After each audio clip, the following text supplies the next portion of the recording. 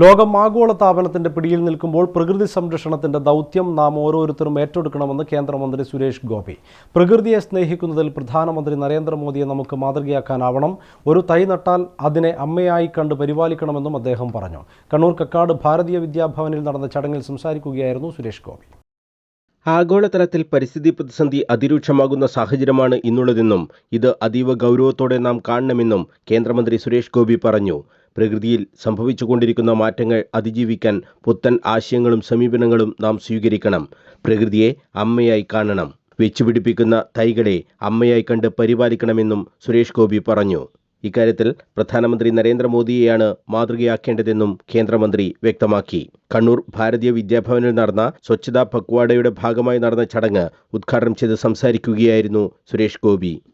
प्रधानमंत्री जी ये भी बोला है कि और आशा करते हैं कि आप एक पेड़ भूमि मां को देंगे अपने मां के नाम पे.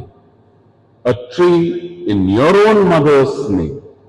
There is no greater attribution that a human being can think of. Don't start thinking of it. There is a person who is a Vishwaguru. He has proposed to you. You can just follow him, become the handles, the tentacles, which will perform for the Pradhan Mantri, for Ma Bharati, and your activities will definitely develop a new sustainable India. വിദ്യാർത്ഥികൾക്ക് സ്വച്ഛതാ പ്രതിജ്ഞയും കേന്ദ്രമന്ത്രി ചൊല്ലിക്കൊടുത്തു. Mahatma Gandhi dreamt of an India which was not only free but also clean and developed. Mahatma Gandhi secured freedom for Mother India.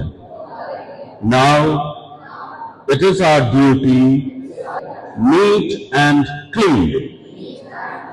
I take this pledge that I will remain committed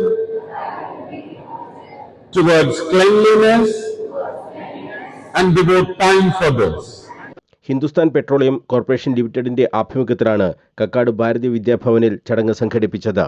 Hindustan petroleum corporation limited chief regional manager B Tarunkumar, regional manager Kishan Chella, chief engineering manager Ramesh Krishnan, Bharatiya Vidya Bhavan chairman P Sudhakaran, secretary Naveen Lakshmanan, principal Geethanjali Sunil തുടങ്ങിയവർ സംസാരിച്ചു. വിദ്യാർത്ഥികൾക്ക് വൃക്ഷത്തൈ വിതരണവും സമ്മാനദാനവും ചടങ്ങിൽ നടന്നു. News bureau, Kannur.